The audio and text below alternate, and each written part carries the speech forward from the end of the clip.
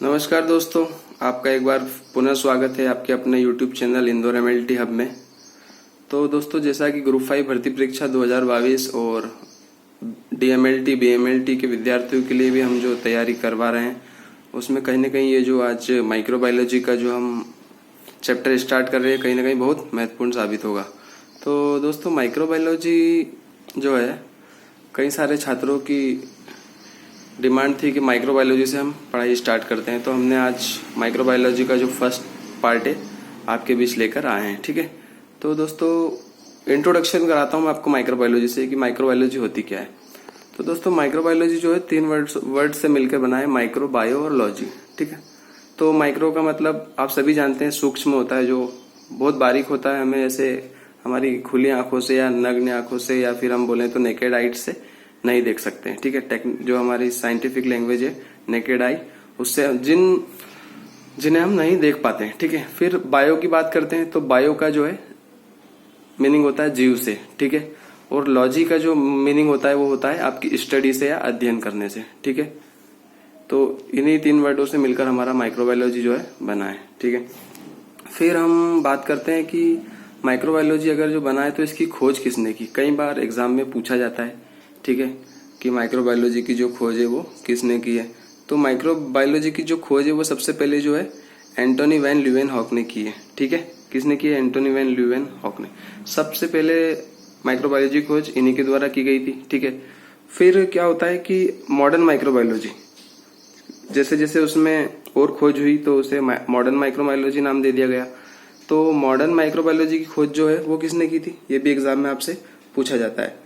तो Lewis pasture जो एक साइंटिस्ट थे, उन्होंने जो है माइक्रोबायोलॉजी की खोज, मॉडर्न माइक्रोबायोलॉजी की खोज लुईस पास्चर ने की थी। ठीक है, आपसे एग्जाम में सीधे सीधे पूछ लिया जाता है कि माइक्रोबायोलॉजी की खोज किसने की थी, तो आपको याद रखना है एंटोनी वैन ल्यूवेनहॉक।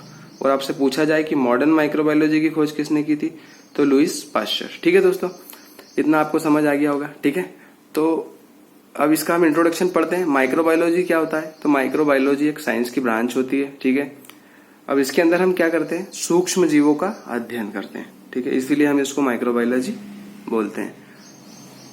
ठीक है, इतना क्लियर है आपको? ठीक है, फिर हम आगे चलते हैं। तो माइक्रोबायोलॉजी में क्या होता है?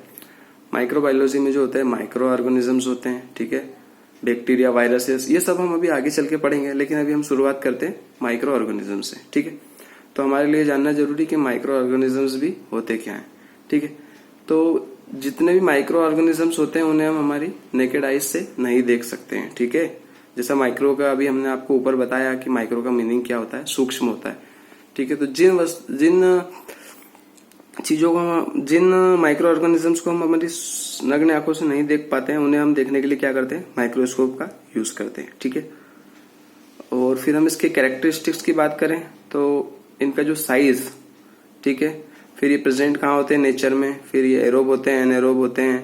ठीक है, फिर यूनिसेल्युलर होते हैं या मल्टी सेल्युलर होते हैं, मोटाइल होते हैं, नॉन मोटाइल होते हैं। ठीक है, प्रोक्यूरियोट होते हैं या यूकैरियोट, ये बहुत सारी चीजें अभी हम आगे डिस्कस करते हैं। तो हम सबसे पहले इनके साइज के बारे में बात करते हैं। कोई भी चीज होती है उसका एक साइज होता है। ठीक है, 1 mm, 2 mm, 1 किलोमीटर, 2 किलोमीटर, ऐसे ही जो हमारा माइक्रो ऑर्गेनिजम्स होते हैं इनके भी कुछ साइज होते हैं। तो ये 0.1 mm से लेके मिनिमम जो होता है, मतलब कम से कम ये 0.1 mm से लेके 0.1 mm से भी कम साइज के हो सकते हैं। 0.1 mm के तो होते ही हैं, लेकिन उससे भी कम साइज इनका होता है। ठीक है, अब जो ये प्रेजेंट कहाँ होते हैं नेचर में, तो ये अभी आपको मैंने ऊपर बता दिया, ये पानी में, खाने में, आपका जो फूड होता है, हाँ ठीक है, और आपका जो मिट्टी हो गई, सॉइल जिसको हम बोलते हैं। ठीक है, और वातावरण, एटमॉस्फेयर में ये कहीं भी पाए जा सकते हैं। ठीक है, फिर बात होती है कि एरोबिक है या एनएरोबिक है। ठीक है, जो माइक्रो ऑर्गेनिजम्स होते हैं वो एरोबिक होते हैं या अनएरोबिक होते हैं। तो ये एरोबिक भी होते हैं और अनएरोबिक भी होते हैं।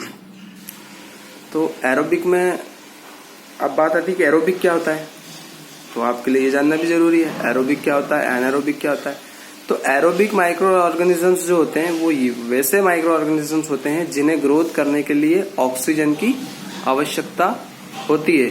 बिना ऑक्सीजन के ग्रोथ नहीं कर पाते हैं, इसलिए हम इन्हें एरोबिक माइक्रो ऑर्गेनिजम्स बोलते हैं।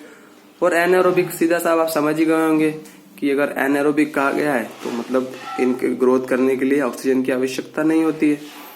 ठीक है दोस्तों, तो अभी तक इतने में आपको कोई डाउट हो तो प्लीज मुझे कमेंट में आप बता दीजिएगा, कि जहां भी आपको डाउट हो मैं आपको कमेंट में ही एक बार उसको डिस्कस कर लेंगे। ठीक है, या फिर हम एक बार रिवीजन कर लेंगे। ठीक है, एरोब अनएरोब में आपको समझ आया तो ठीक है। जिन माइक्रो ऑर्गेनिजम्स को ग्रोथ करने के लिए ऑक्सीजन की रिक्वायरमेंट होती है वो एरोब होते हैं, और जिन माइक्रो ऑर्गेनिजम्स को ग्रोथ करने के लिए ऑक्सीजन की रिक्वायरमेंट नहीं होती वो एनारोब होते हैं। ठीक है, फिर बात करते हैं हम यूनिसेल्युलर और मल्टीसेल्युलर की। देखिए हर जीव जो है सेल से बना है। ठीक है, तो यूनिसेल्युलर और मल्टीसेल्युलर का मतलब आप समझ गए होंगे। यूनिसेल्युलर मतलब एक सेल से मिलकर जो बनता है उन्हें यूनिसेल्युलर बोलते हैं, और जो बहुत सारी सेल से मिलकर बना होता है उसे हम मल्टीसेल्युलर बोलते हैं। ठीक है, यूनिसेल्युलर और मल्टीसेल्युलर का मतलब आपको समझ आ गया होगा। यूनिसेल्युलर मतलब यूनि का मतलब समझ आया, यूनाइटेड मतलब एक रहता है ना, यूनिटी एक। ठीक है, उसी तरह से यूनिसेल्युलर का मतलब होता है एक सेल से जो मिलकर बना होता है, और मल्टीसेल्युलर का मतलब जो होता है वो एक से अधिक सेल से मिलकर बना होता है। ठीक है, अब बात करते हैं हम, देखिए माइक्रो ऑर्गेनिज्म से ये एक जगह से दूसरी जगह पे भी जा सकते हैं, क्योंकि हवा से जा सकते हैं, पानी की सहायता से जा सकते हैं, फूड से जा सकते हैं, तो मोटाइल एंड नॉन मोटाइल। ठीक है, तो एक जगह से दूसरी जगह जो जाना होता है उसे हम मोटाइल बोलते हैं, और एक ही जगह पे स्थिर रहना उसे हम नॉन मोटाइल बोलते हैं। ठीक है, मोटाइल मतलब एक स्थान से दूसरे स्थान पर जाना, उसे हम मोटाइल बोलते हैं। ठीक है, और नॉन मोटाइल मतलब एक ही जगह पे स्थिर रहना। ठीक है, तो ये मोटाइल भी हो सकते हैं और नॉन मोटाइल भी हो सकते हैं। ठीक है, फिर हम बात करते हैं अपना पॉइंट नंबर 6 डिस्कस करते हैं, जो कि आप देख रहे हैं प्रोकैरियोटिक है या यूकैरियोटिक है। ये यहाँ पर आप देख लेंगे, ये दिख रहा है यहाँ पर आपको, प्रोकैरियोटिक है और यूकैरियोटिक है। ठीक है, तो प्रोकैरियोटिक और यूकैरियोटिक एग्जाम में सीधे सीधे आपसे क्वेश्चन बनते हैं कि जो माइक्रो ऑर्गेनिजम्स होते हैं वो प्रोकैरियोट होते हैं, यूकैरियोट होते हैं, या फिर दोनों टाइप्स के होते हैं। ठीक है, तो हमें हमेशा याद रखना है कि माइक्रो ऑर्गेनिजम्स जितने भी होते हैं वो प्रोकैरियोट और यूकैरियोट दोनों होते हैं। ठीक है, अब इनमें डिफरेंस क्या है प्रोकैरियोट और यूकैरियोट में?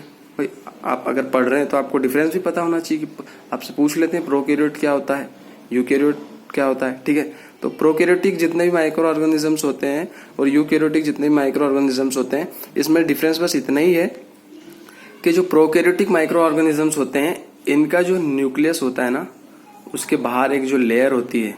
ठीक है, ये आप देख रहे हैं एक लेयर गोल गोल बनी हुई है, ये गोल गोल एक लेयर, ये न्यूक्लियर, ठीक है, न्यूक्लियर लेयर है ना। ठीक है, क्या है, न्यूक्लियर मेम्ब्रेन बोलते हैं हम इसको लेयर को। ठीक है, न्यूक्लियर मेम्ब्रेन। तो प्रोकैरियोटिक जितने भी होते हैं माइक्रो ऑर्गेनिज्म उन सभी में न्यूक्लियर मेम्ब्रेन एब्सेंट होती है, मतलब न्यूक्लियर मेम्ब्रेन नहीं पाई जाती है। किसमें? प्रोकैरियोटिक में। ठीक है, और जो यूकैरियोटिक होते हैं, अब सीधी सी बात है, अगर प्रोकैरियोट में एब्सेंट होती है तो यूकैरियोट में वो न्यूक्लियर मेम्ब्रेन प्रेजेंट होगी। ठीक है, बस इतना सा ही फर्क है। तो आप दोस्तों एक बार इसको रिवाइज कर लीजिएगा, बहुत छोटा सा लेक्चर है और इतने में ही आपका बहुत कुछ कवर हो रहा है। ठीक है, तो दोस्तों आपसे मेरी रिक्वेस्ट है कि अभी एग्जाम आपकी आने वाली है, और जितने भी बीएमएलटी डीएमएलटी के भी जो छात्र हैं, पैरामेडिकल के छात्र हैं, उनसे मेरी रिक्वेस्ट है कि आप इस वीडियो को देखिए, और हमारा अगर वीडियो आपको पसंद आए तो इसे शेयर कीजिए। ठीक है, हमारे चैनल को सब्सक्राइब कीजिए, लाइक कीजिए, और जितने भी आपके दोस्त हैं, चाहे वो किसी भी कॉलेज में पढ़ रहे हो, किसी भी लैब में जॉब कर रहे हो, क्योंकि अगर वो ग्रुप 5 की तैयारी कर रहे हैं तो उनके लिए बहुत इंपॉर्टेंट है ये वीडियो। ठीक है, और इतनी सारी चीजें हम आपको बिल्कुल निःशुल्क प्रोवाइड करवाएंगे, क्योंकि अभी हमारा जो है लेक्चर सेशन स्टार्ट हुआ है। अब धीरे धीरे हम पढ़ेंगे, और फिर इसके बाद हम इसका एक रिवीजन टेस्ट भी वीकेंड पे कभी ना कभी आप कर लेंगे, एक दिन डिसाइड करके, जैसे संडे हो गया या सैटरडे, ऐसा कोई एक दिन डिसाइड करके आप मुझे कमेंट में बता दीजिएगा। तो उस दिन हम जितना भी हमने पूरे हफ्ते भर पढ़ाई की है उसका एक रिवीजन टेस्ट ले लेंगे। ठीक है, एमसीक्यू टाइप टेस्ट होगा, जिसमें आपको, उससे क्या होगा कि आपकी जो तैयारी है उससे आपका कितना आपका प्रिपरेशन हुआ है, कितना आपने पढ़ा है, एक उसका भी हमको नॉलेज हो जाएगा। ठीक है, तो आपसे मेरी रिक्वेस्ट यही है कि आप पढ़ते रहिए, और कहीं ना कहीं आपको ये वीडियो पसंद आए तो बिल्कुल शेयर कीजिए दोस्तों में, और हमारे चैनल को सब्सक्राइब तो बिल्कुल कर लीजिए। ऐसे ही जानकारी वाले वीडियो हम आपको देते रहेंगे, और बेल आइकॉन प्रेस कर दीजिए। हमारे चैनल का नाम इंदौर एमएलटी हब। ठीक है दोस्तों, चैनल का नाम जो है इंदौर एमएलटी हब है, तो आपसे रिक्वेस्ट है सब्सक्राइब कर लीजिए। Thank you so much. जय हिंद, जय भारत।